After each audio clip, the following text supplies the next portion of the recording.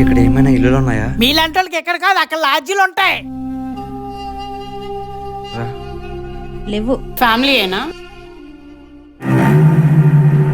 తమ్ముడు? ఇల్లు కావాలా? అవునన్నా.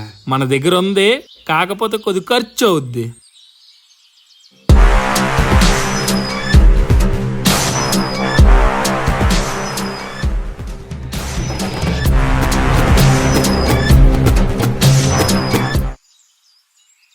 ఇక్కడే ఉండండి. తమ్ముడు, వాడు మీకు తెలుసా? తెలీదక్క, ఇల్లు చూపిస్తా అన్నాడని చెప్పి. వాడు పెద్ద దొంగమ్మా. వాడినమ్మ ఎలా ఇచ్చారు?